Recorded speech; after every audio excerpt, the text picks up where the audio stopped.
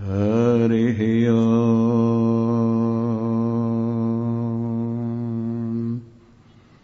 विश्वानि देव सवितुर्दुरितानि परासुव यद्भद्रं तन्नासुव। ॐ शान्तिः शान्तिः शान्तिः। शङ्करं शङ्कराचार्यं केशवं बादरायणं सूत्रभाष्यकृतौ वन्दे भगवन्तौ पुनः पुनः। ईश्वरो गुरुरात्मेति मूर्तिभेदविभागिने व्योमवद्व्याप्तदेहाय दक्षिणामूर्तये नमः। ॐ पूर्णमदः पूर्णमिदं पूर्णात् पूर्णमुदच्यते पूर्णस्य पूर्णमादाय पूर्णमेवावशिष्यते। ॐ शान्तिः शान्तिः शान्तिः। बोलो सच्चिदानंद भगवान की जय। उपस्थित हमारे अनन्य प्रेमी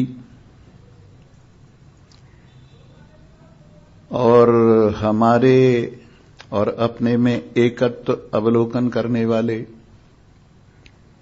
सर्वत्र परमात्मा का अवलोकन करने वाले, एकमात्र नारायण को ही सत्य समझने वाले, एकमात्र परमात्मा में ही दिल लगाने वाले, एकमात्र परमात्मा को ही सत्य सार समझने वाले जिज्ञासु, भगवान की असीम महान महती विशेष करुणा भरी दया भरी कल्याणकारिणी दुख हारिणी दृष्टि के फल स्वरूप आइए हम अपना नित्य का भोजन, जिस भोजन से तन मन की सब कमजोरी दूर हो जाती है, उस आध्यात्मिक भोजन का भोग लगाएं और अपनी सारी कमजोरी टेम्पटेशन उनसे अपने आप को अलग समझें और संसार को एक तमाशा ही समझें। बस इतनी सी बात है। तमाशा देखने वाले तमाशा खुद न बन जाना। तमाशा देखने वाले तमाशा खुद न बन जाना। ये संसार क्या है? एक तमाशा है। इसके अंदर एक बहुत बड़ा हॉल है संसार, रंगमंच है संसार, और उसके ऊपर अभिमान का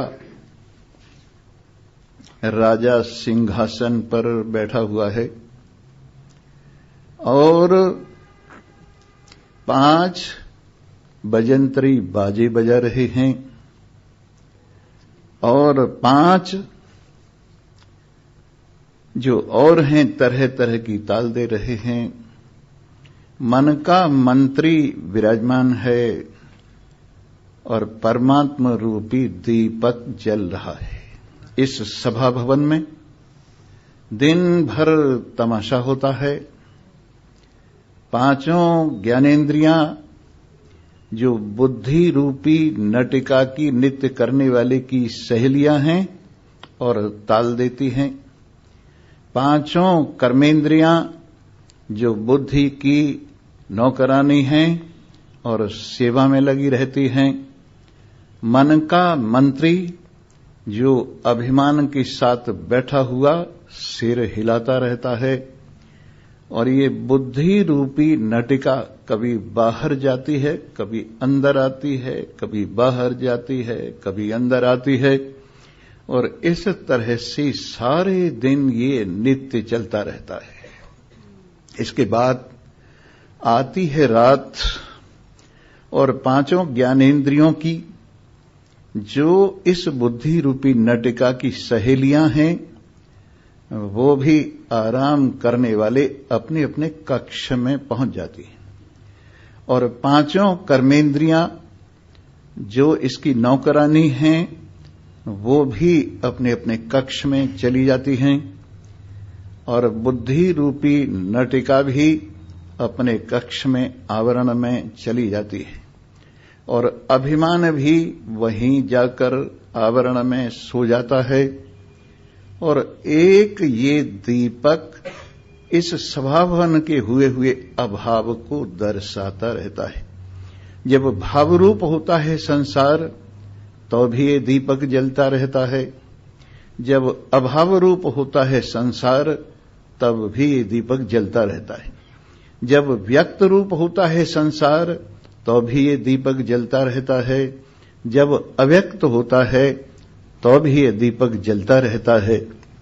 ये सदा एक रस परम प्रकाशक ज्ञान रूपी प्रदीप जो सदा जलता रहता है, संसार के भाव में, संसार के अभाव में, तन के भाव में, मन के भाव में, और तन मन के अभाव में, दोनों में ये दीपक जलता रहता है। इस ज्ञान स्वरूप दीपक माने नारायण सच्चिदानंद ब्रह्म अपने परम साथी, अपने परम प्रकाशक, अपने परमाधिष्ठान परमात्मा को हम इतना प्यार करें, इतना प्यार करें कि इसके प्यार से हम भर जाएं और हमारे प्यार से ये भर जाए, और ऐसी स्थिति हो जाए, मैं तुझे देखूं तू मुझे देख, देखत देखत हो जाए एक। मैं तुझे देखूं तू मुझे देख, देखत देखत हो जाए एक। आज की बात है निर्माण मोहा, अभिमान दूर हो गया है। जो सीमित मैं का प्रकाश है अभिमान, जो सीमित मैं का प्रकाश है मोह, ये सीमित मैं के साथ ही दोनों निवृत्त हो गए। ये सीमित में परम में परमात्मा में विलय होते ही न कहीं मान रहा है, न कहीं मोह रहा है।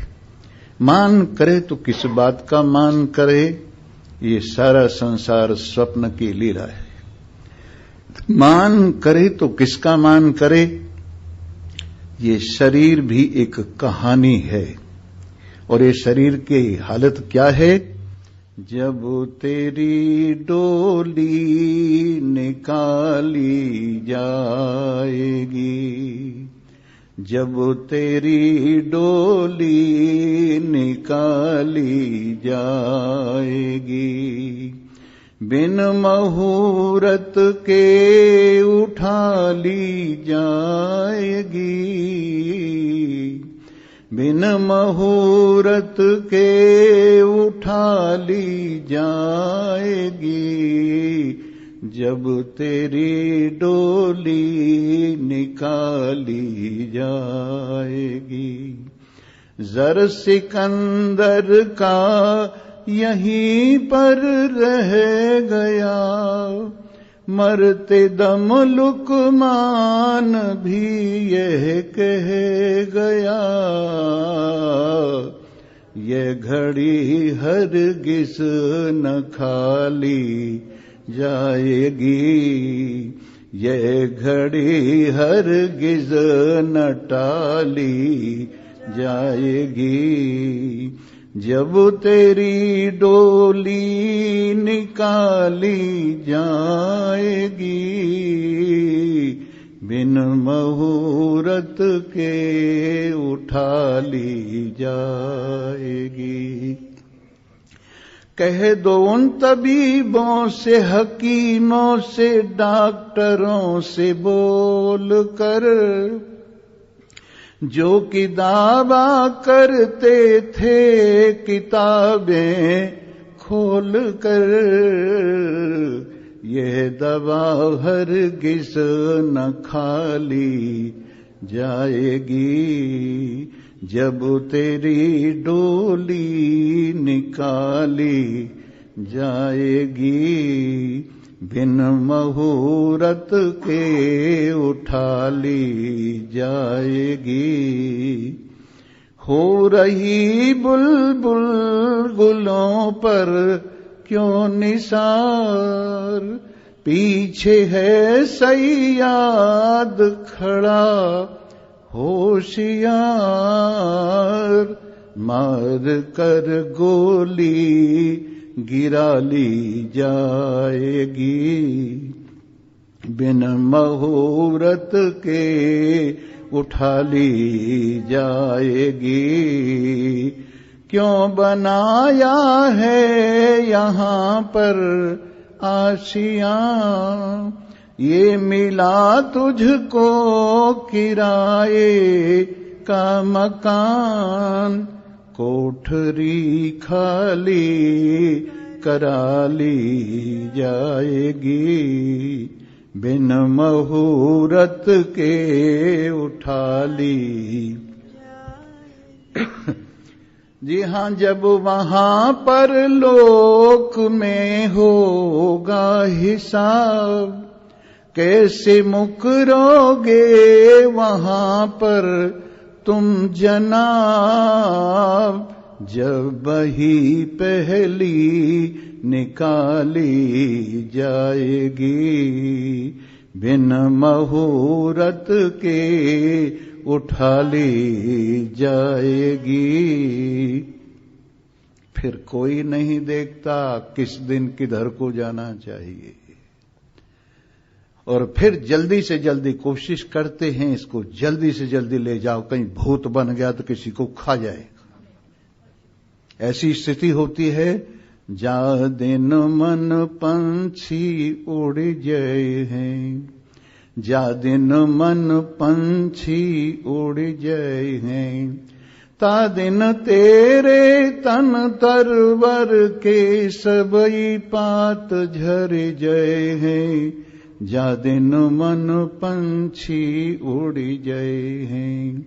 कहाँ वो ताल कहाँ वो शोभा, देखत धूल उड़े हैं, जा नारी सो प्रीत घनेरी, सो देखी डरे हैं, जा दिन मन पंछी उड़ जाए हैं।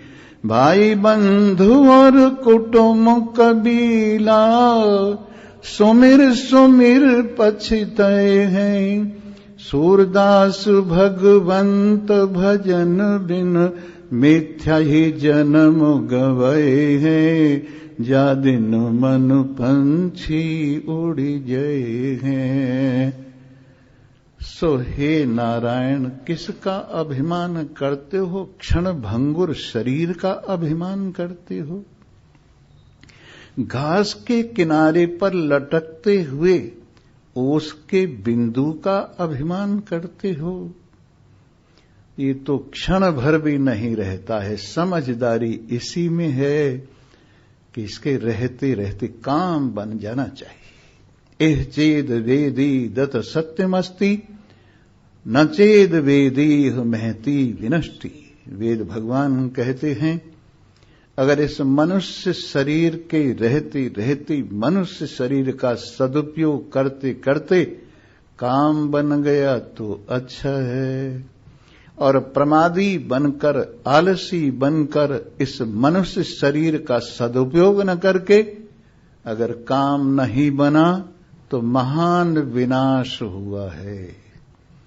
ये मनुष्य शरीर भगवान की असीम कृपा का फल है, अहेतु की कृपा का फल है, भवसागर से पार ले जाने वाली नाव है।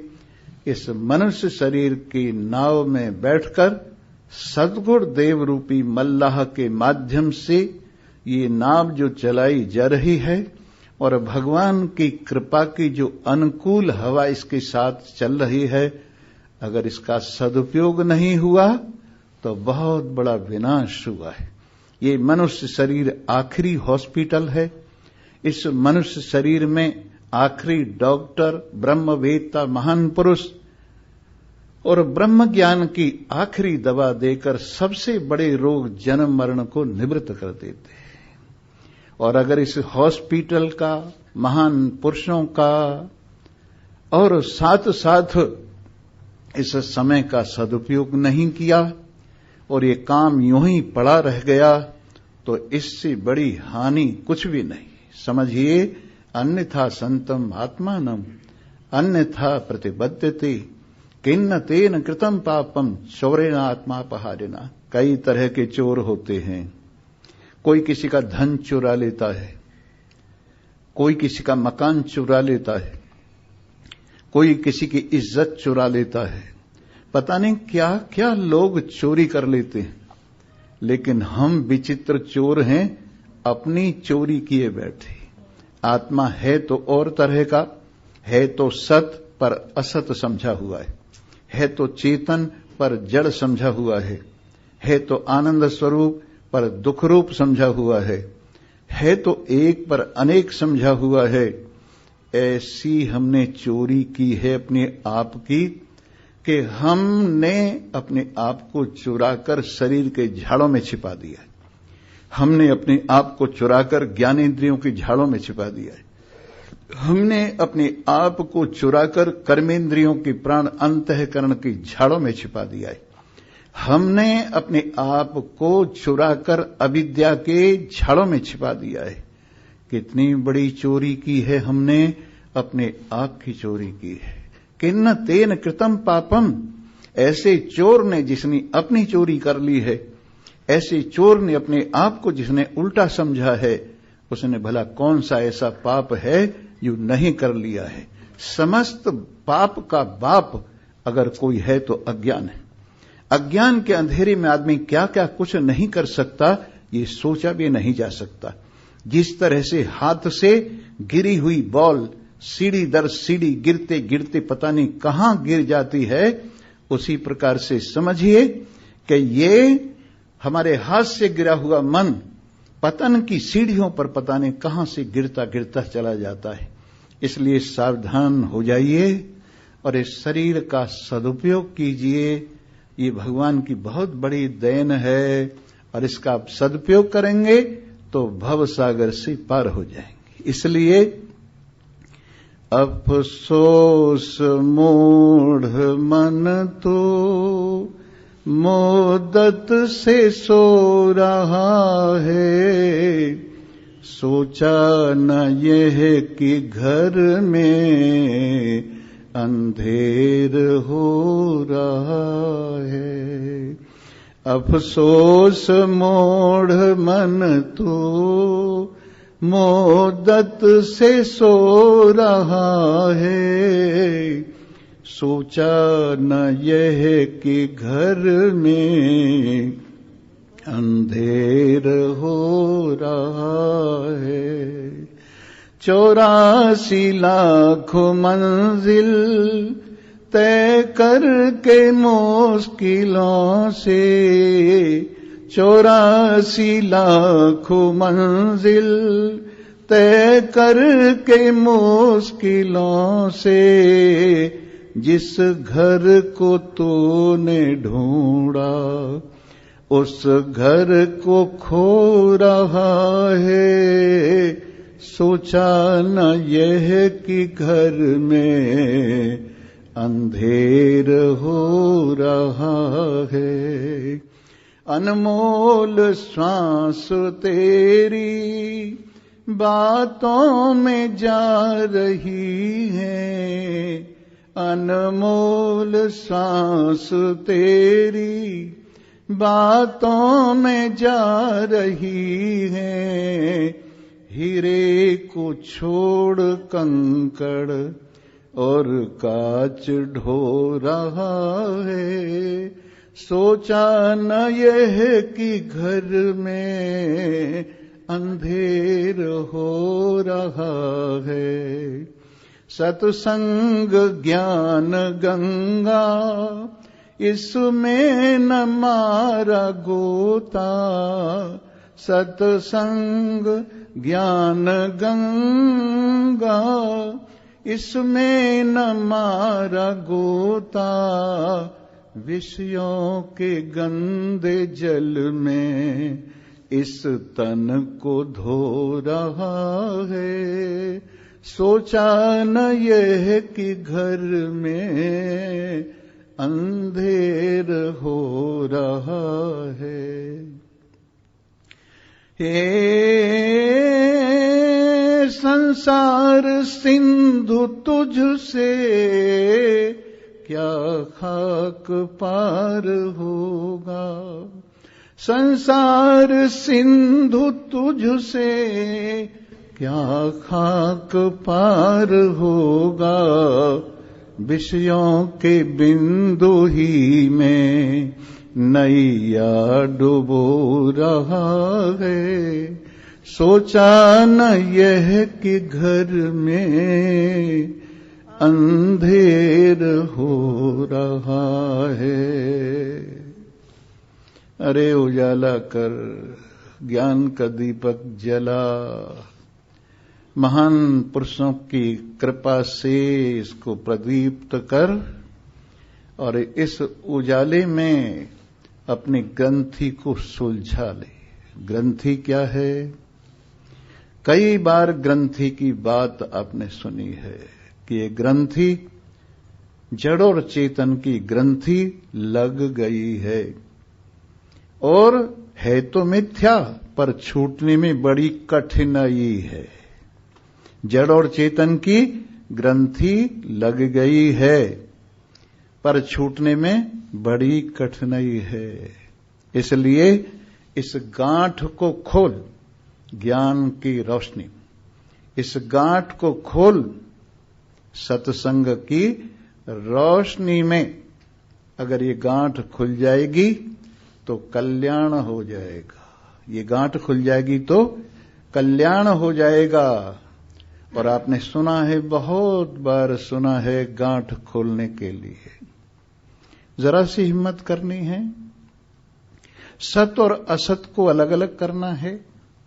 जो सत असत की ओर और असत सत की ओर गया हुआ है, जो चेतन जड़ की ओर और जो जड़ चेतन की ओर गया है, जो आनंद दुख की ओर दुख आनंद की ओर गया हुआ है, जो संगता असंगता की ओर असंगता संग की ओर गई हुई है, ये जो अन्यथा बुद्धि हो गई है, यही बस गांठ है। और अगर ये गांठ खुल जाएगी तो भिद्यते हृदय ग्रंथि छिद्यन्ते सर्व संशया क्षीयन्ते चास्य कर्माणि तस्मिन् दृष्टि परावरी। इस तरह से हृदय की गांठ भिद जाती है। सत्संग के माध्यम से सत को सत, असत को असत समझकर, चेतन को चेतन और जड़ को जड़ समझकर, आनंद को आनंद और दुख को दुख समझकर, और इस प्रकार से संग को संग और असंग को असंग समझकर जब ये गांठ खुल जाती है, भिद्यते हृदय ग्रंथि छिद्यन्ते सर्व संशया। महान पुरुषों की कृपा से प्रमाणगत संशय और प्रमेयगत संशय अपने आप समाप्त हो जाते हैं। श्रवण के माध्यम से प्रमाणगत संशय, जो प्रमाण में संशय है, उपनिषदों में जो संशय है, और कोई कहता है कुछ, कोई कहता है कुछ, पर जब अच्छी तरह से विचार करने पर, ब्रह्म सूत्र से अच्छी तरह से विचार करने पर ये गांठ खुल जाती है और प्रमाणगत संशय निवृत्त होकर ये सिद्ध हो जाता है कि समस्त उपनिषदों का सार आत्मा और परमात्मा की एकता में। आत्मा और परमात्मा की एकता यही समस्त उपनिषदों का सार है। ये समझ करके कोई संशय, जब प्रमाणगत संशय संभव विपर्य नहीं रहते और मनन से प्रमेयगत संशय दूर हो जाते हैं, विपर्य दूर हो जाते हैं, असंभावना दोष दूर हो जाते हैं। इस तरह से सारे संदेह निवृत्त हो जाते। भिद्यते हृदय ग्रंथि छिद्यन्ते सर्व संशय क्षीयन्ते चास्य कर्माणि, और इसके कर्म यहीं क्षय हो जाते। इसके कर्म जिस क्षण बोध होता है, ग्रंथि खुलती है, तो सारे कर्म कैसे क्षय हो जाते हैं।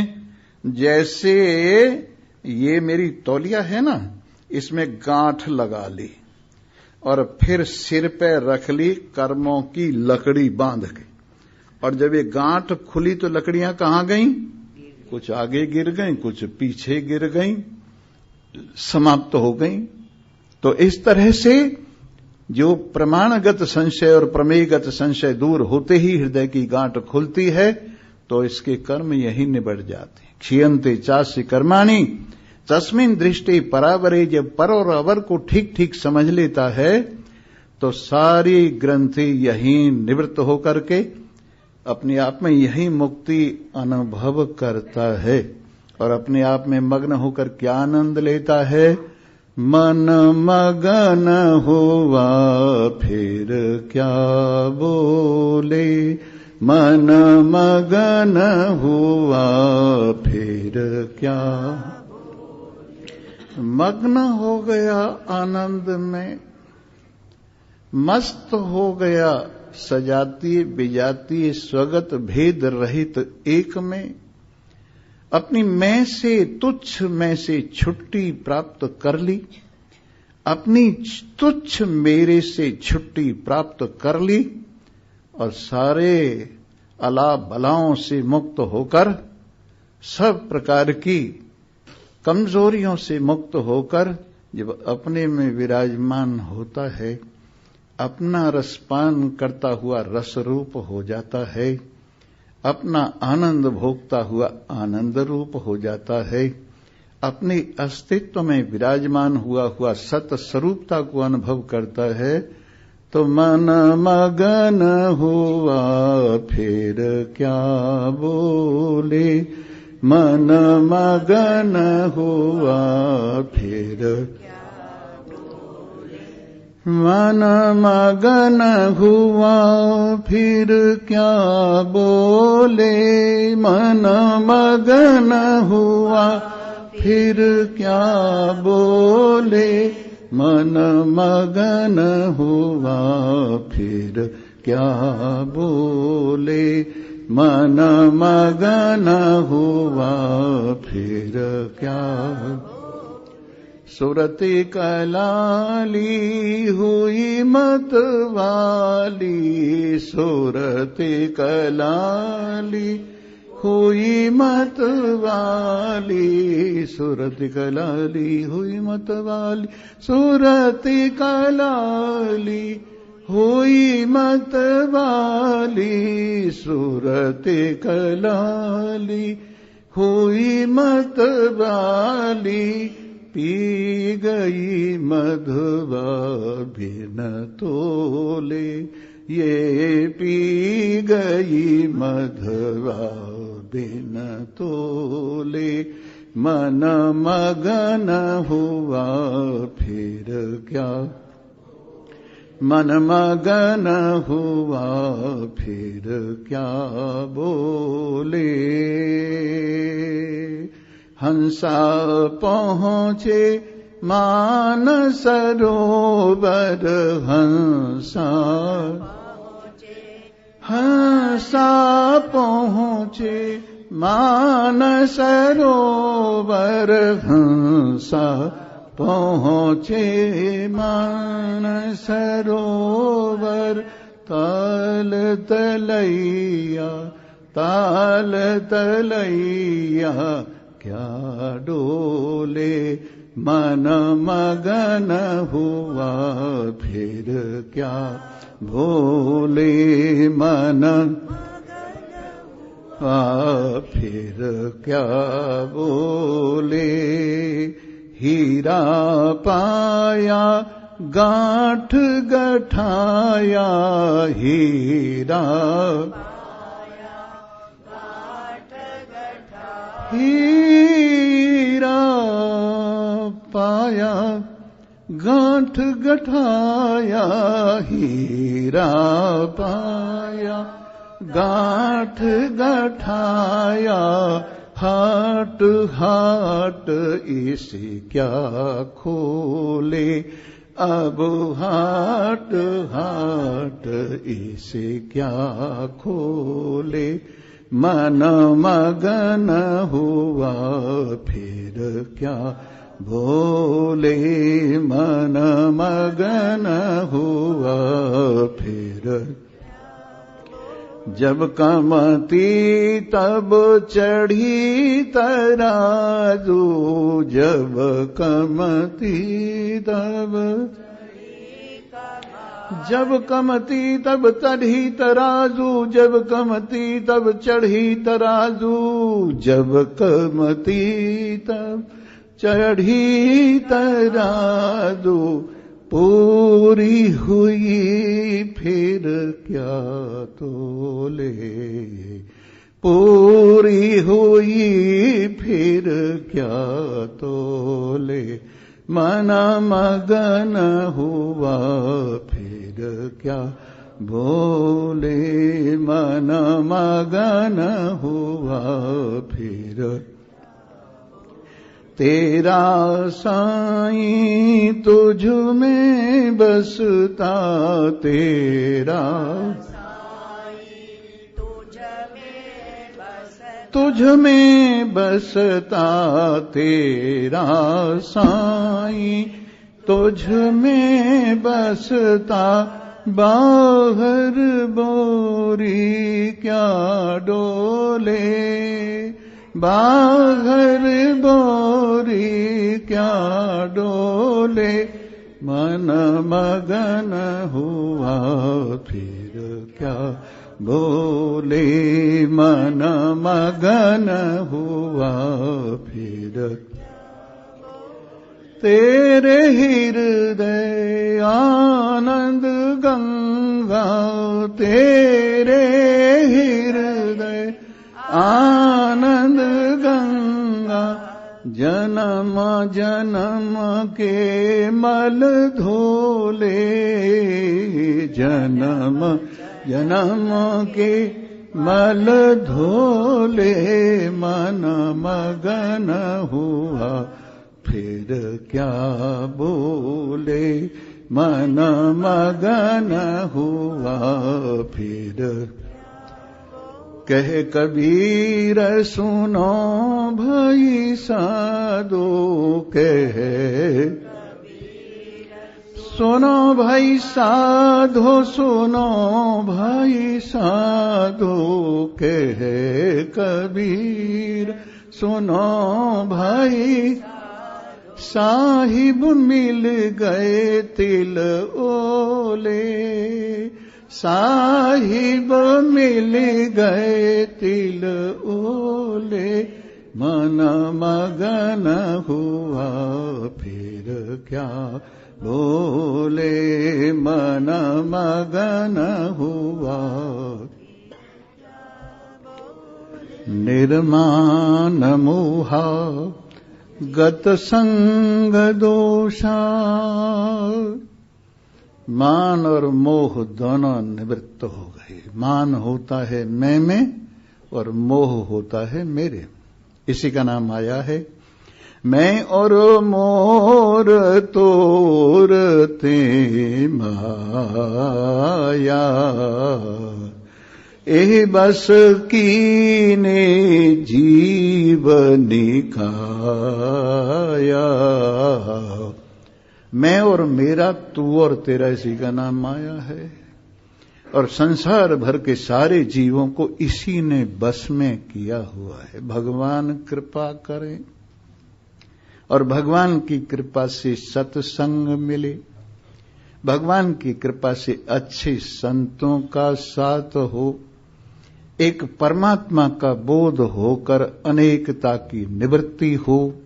ऐसी भगवान की कृपा होवे तो मान और मोह दूर हो जाते। निर्माण मोह गत संग दोषा, हम संसार के साथ रहते हैं और संग दोष रोजाना लगता है। संसार में से निकलते हैं, सुगंधी में से भी निकलते हैं, दुर्गंधी में से भी निकलते हैं, गुणों में से भी निकलते हैं, अवगुण में से भी निकलते हैं, पता नहीं कहां कहां से निकलते हैं, और ये दोष हमारे साथ चिपट जाते। लेकिन महान पुरुषों की कृपा से रोज हम इन दोषों को झाड़ देते हैं। कैसे झाड़ देते हैं? गधे घोड़े होते हैं ना, गधे घोड़े, इनके पास दो चीजें हैं, एक लुटलुटी और एक फड़फड़ी। क्या दो चीजें हैं? लुटलुटी और फड़फड़ी। लुटलुटी क्या है? ये धूल में जरूर लेटते हैं, इनको मजा नहीं आता।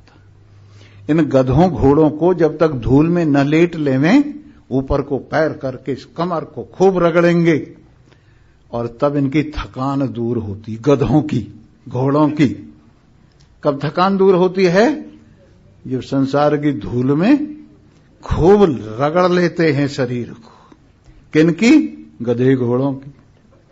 तो इस तरह से ये तो हुई लुटलुटी, और एक होती है फड़फड़ी, खड़े होके फिर यूं करते हैं, झाड़ते। वो क्या होती है? फड़फड़ी।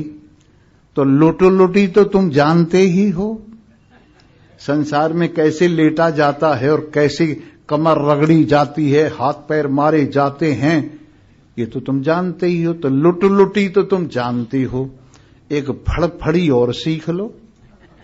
रोजाना शाम को, सुबह को फड़फड़ी मारो जोर से, और जितनी धूल लगी है उसको झाड़ दो। इसका नाम है गत संग दोषा। इसका नाम क्या है? गत संग दोषा। जो संग से दोष लगते हैं उनको रोज झाड़ देना चाहिए। ये सत्संग जिनको प्राप्त होता है वो इस धूल को रोज झाड़ देते। निर्माण मोहा गत संग दोषा अध्यात्म नित्या। क्या सुंदर शब्द है। नित्य ही अध्यात्म की ओर, अंदर की ओर अपनी वृत्ति नित्य ही रखो। और कछुए की तरह से जब थोड़ा सा खतरा देखो, अपने हाथ पैर अंदर ले जाओ, मुंह अंदर ले जाओ, और जब देखो खतरा नहीं है तो चालू हो जाओ। तो संसार में भी बड़े खतरे आते हैं, और आपके पास खोपड़ी है, खोपड़ी जैसे कछुए के पास होती है, और वो खोपड़ी क्या है? आपका सुरक्षा कवच। वो खोपड़ी क्या है? आपका सुरक्षा कवच। और वो कौन सा है?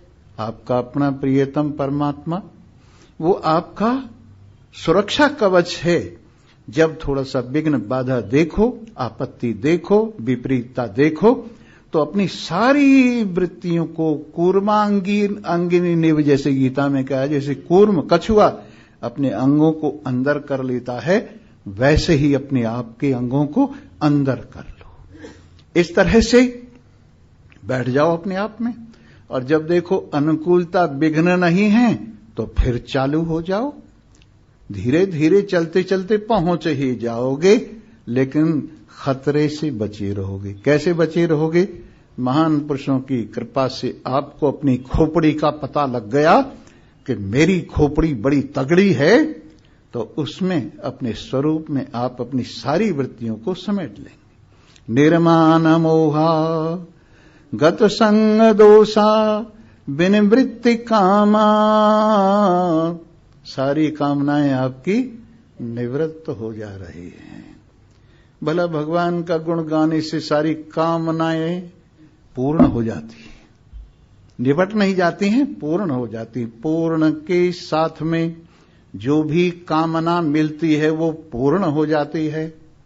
अगर क्रोध की वृत्ति को लेकर पूर्ण के साथ मिलोगे तो पूर्ण हो जाओगे।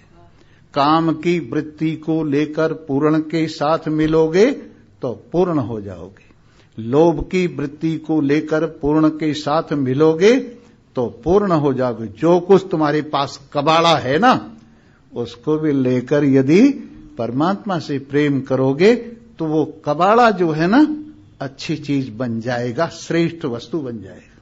निर्माण मोहा गत संग दोषा अध्यात्म नित्या विनिवृत्ति कामः। कामनाएं निवृत्त हो गई, शांत हो गई, कहां रहें? जब तक अधूरा था तब तक कामनाएं जोर मार रही थी, फिर पूरा हुआ, फिर क्या बोले? जब पूरा हो गया तो कामना कहां रहेंगी, इच्छा कहां रहेंगी?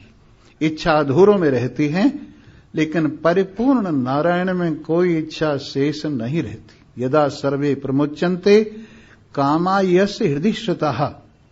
जब सारी कामनाएं जो हृदय में डेरा डाले बैठी हैं निवृत्त हो जाती है।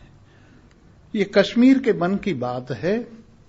कश्मीर के जंगल में एक महात्मा रहते थे और वहां का जो राजा था उसको कहानी सुनने का बड़ा शौक था, और जिसकी कहानी पूरी हो जाती थी उसी को सूली पर चढ़ा देता था।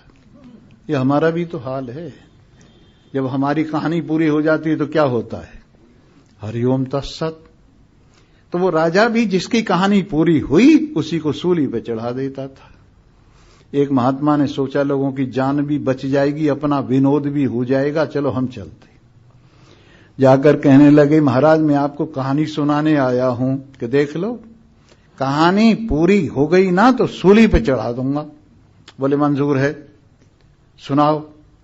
मैं कश्मीर के जंगल में रहता हूं, फिर वहां एक बहुत बड़ा बड़का पेड़ है, फिर उसमें एक बहुत बड़ी कोटर है, फिर उसमें अनंत अगणित चिड़िया रहती हैं, फिर एक उड़ी फुर, फिर दूसरी उड़ी फुर, फिर तीसरी उड़ी फिर। और तो बेचारा शाम हो गया, गिनती तो बताई नहीं थी। कहने लगे, बाबा जी आपकी फुर भी पूरी होगी कि पहले तेरी फिर पूरी होगी? जब तेरी फिर पूरी हो जाएगी तो हमारी फुर पूरी हो जाएंगी। तो इच्छाएं इतनी कि हर इच्छा पे दम निकले, बहुत निकले मेरे अरमान, लेकिन फिर भी कम निकले। आदमी यहां से इतनी इच्छाएं लेकर आता है, उनमें से थोड़ी सी पूरी होती हैं और बाकी को साथ ले जाता है। थोड़ी सी इच्छाएं यहां पूरी हो जाती हैं और बाकी को साथ लेके परलोक में फिर और रह जाती, फिर परलोक में। इसकी फिर पूरी नहीं हो पाती। और अगर इसको पता लग जाए कि परमात्मा को पाकर कोई इच्छा बाकी नहीं रहती, सारी इच्छाएं डूब मरती। अगर परमात्मा की ओर इच्छाएं लगा दी जाएं तो सारी इच्छाएं परमात्मा में डूब मरती हैं।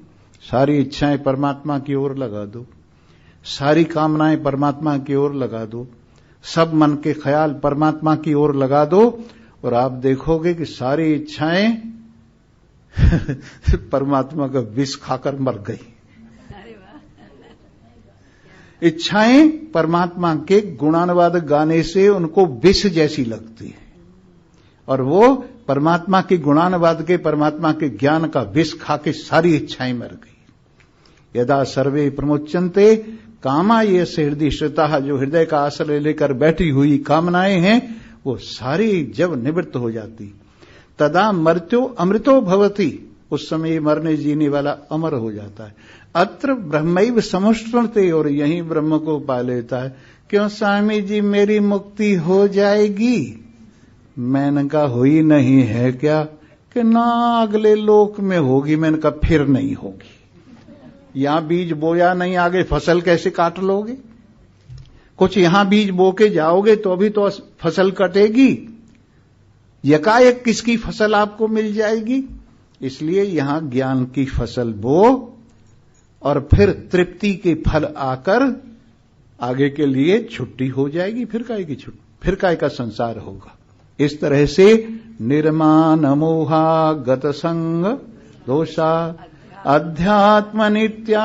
नित्य ही अध्यात्म की ओर लगो तो सारी कामनाएं निवृत्त हो जाएंगी, कोई कामना शेष नहीं। अध्यात्म नित्या विनिवृत्त कामा द्वंद्वैर विमुक्ता सुख दुख संगैर। सुख दुख, लाभ हानि, जय पराजय, यश और अपयश, इन सब द्वंद्वों से एक साक्षी को देखने से द्वंद्व निबट जाएंगे। न इधर न उधर, ताक झांक मत करो, बीच में रहो। सूरदास जी ने एक पद में बहुत सुंदर कहा है, इत उत देखत जन्म गयो, इत उत देखत जन्म गयो। कभी इधर कभी उधर, इसको क्या कहते हैं? ताक झांक। इसका नाम क्या है? ताक झांक। और आप देखिए पहाड़ पर चढ़िए, इधर अभिमान का पहाड़ है और इधर पतन की खाई है, कहीं भी देख लीजिए। जब पहाड़ पर चढ़ेंगे, एक और पहाड़ है और दूसरी ओर खाई है। अभिमान का पहाड़ है और पतन की खाई है, इधर उधर देखोगे। और अगर सामने देखोगे, न अभिमान है और न पतन है। तो इत उत देखत जन्म गयो, इत उत देखत जन्म गयो, या झूठी माया के कारण, या झूठी माया के कारण, दो दृग अंध भयो। ज्ञान और वैराग्य, प्रेम और भक्ति और विश्वास, ये दो नेत्र हैं। पर इधर उधर देखने से क्या हो गया? झूठी माया को देखने से आंखें खराब हो गई। दुनिया को देखने से आंख खराब हो जाती। कौन सी आंखें? ज्ञान और वैराग्य की आंखें खराब हो जाती है। प्रेम और भक्ति की आंखें खराब हो जाती हैं। श्रद्धा और विश्वास की आंखें खराब हो जाती हैं दुनिया को देखने से। इत उत देखत जन्म गयो, या झूठी माया के कारण, दो दृग अंध भयो। इत उत देखत जन्म गयो, कथा भागवत सुनी न कबहू, बीच ही अटक मर्यो। जन्म कष्ट ते मात दुखित भई, भारी कष्ट दयो। इत उत देखत जन्म गयो, सूरदास भगवंत भजन बिन, उपजत दुख नयो। सूरदास भगवंत भजन बिन, उपजत दुख नयो। इत उत देखत जन्म गयो। पुराने दुख तो हैं ही, भगवान के भजन के बिना नए नए और निकलते रहते हैं, नए नए और निकलते रहते हैं। और इस तरह से हमारा जीवन बेकार चला जाता है। सावधान हो जाइए। निर्माण मोहागत संग दोषा, अध्यात्म नित्या विनिवृत्त काम, और द्वंद्वैर विमुक्ता सुख दुख संगैर। इन दोनों द्वंद्व से अलग हुए सुख दुख से, गच्छन्त्यमूढ़ा पदमव्ययम् तत्। अमूढ़ा समझदार, जो समझदार हैं वो कौन से पद को प्राप्त होते हैं? अरे आपका पद, किसी और का पद नहीं। ये कौन सी कुर्सी है? आपकी कुर्सी है। कौन सा घर है? अपना घर है, जिसमें हम सब एक हैं। ये घर ऐसा है कि इसमें पहुंचकर सब एक हो जाते हैं। और इस तरह से पदम अव्ययम तत्, अव्यय माने जो कभी भी नष्ट नहीं होता है, ऐसा पद कौन सा है? भगवान ही पद हैं, कोई लोक नहीं है कि वहां जाके लड्डू पेड़ा खाएंगे, ससुराल में जाएंगे, ऐसा कुछ नहीं है। बेवकूफी दूर होते ही यहीं छुट्टी हो जाती है। जिस तरह से गुब्बारे में एक कांटा चुभा दो और उसकी हवा निकलने दो, गिर पड़ता है। जैसे बुदबुदे में से हवा निकाल दो, पानी के साथ एक रूप हो जाता है। वैसे ही ये बेवकूफी की हवा निकलते ही ज्ञान की सुई से परमात्मा के साथ एक रूप हो जाते हैं, और न कहीं आते हैं न कहीं जाते हैं।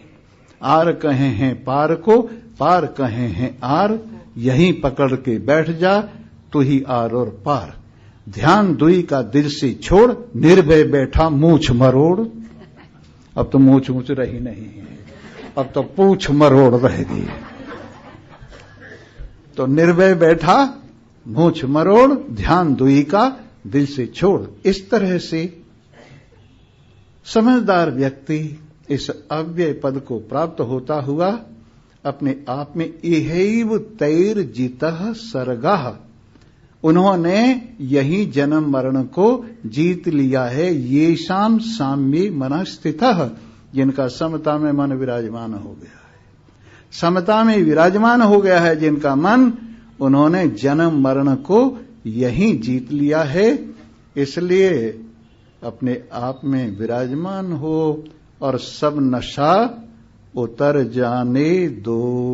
बोलो सच्चिदानंद भगवान की जय। सर्वे भवन्तु सुखिनः, सर्वे सन्तु निरामया, सर्वे भद्राणि पश्यन्तु मा कश्चित् दुःख। देखो, चंदन की सुगंधी रगड़ते रगड़ते रगड़ते बाद में प्रकट होती है, वैसे कथा की भी सुगंधी रगड़ते रगड़ते रगड़ते बढ़ती है। और उत्सवों की सुगंधी पहले होती है, पहले होता है फट, फिर होता है ठस। इसलिए कोई उत्सव नहीं है ये क्या है? ये तो रोज का भोजन है आपका। रोज लीजिए और मौज मनाइए। बोलो सच्चिदानंद भगवान की जय।